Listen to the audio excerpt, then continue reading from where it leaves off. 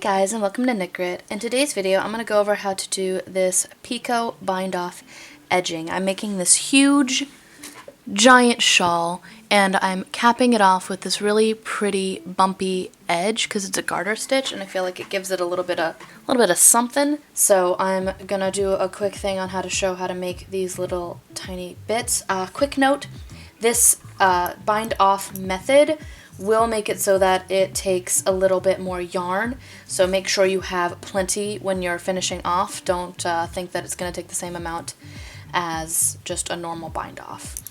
Alright, so you're actually going to be casting on 2 stitches for every single one of these little Picot bind offs. Here we go.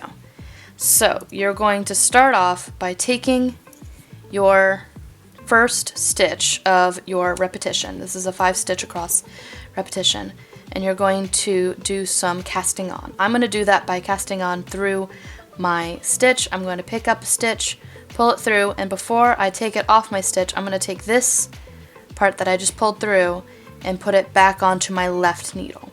I'm then going to repeat that and create a second stitch and put that back onto the needle. Let me show you how I did that once more.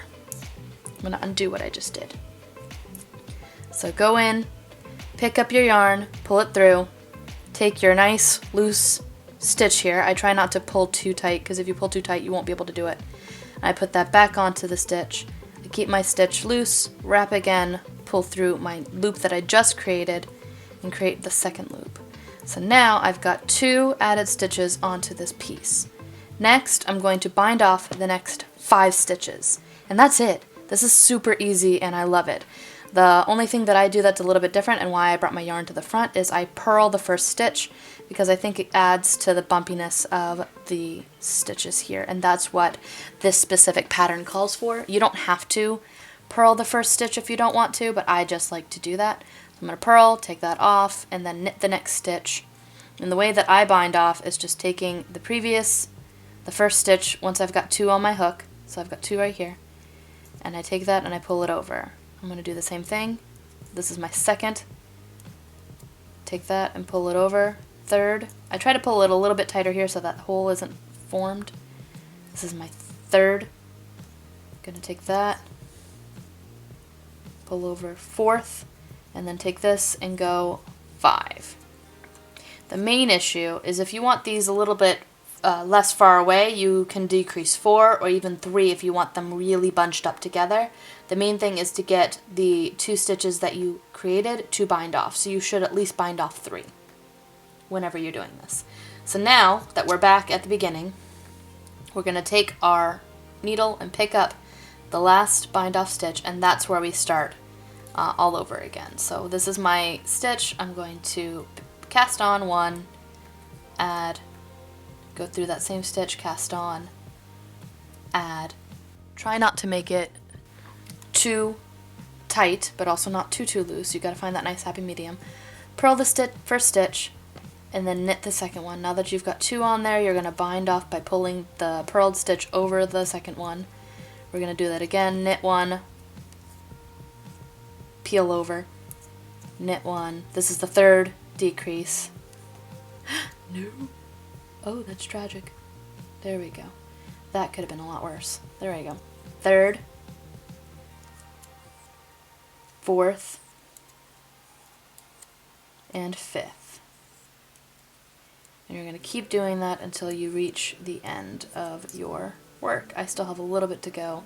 I waited until I got to the end so that I could actually show you in a manageable amount of stitches what this looks like. I did this also with another pattern that I had worked on that is currently on my mannequin for my mom for a shawl, and it's the same one. This is a really pretty shawl pattern called the Simple Shawl. I'll link that down below. It's really pretty and I like it.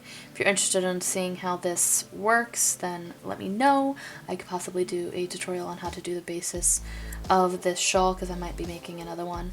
So I just did my cast on 2. I'm going to pull my yarn to the front and purl this first stitch right here. Then I'm going to knit again, peel over 2, peel over 3,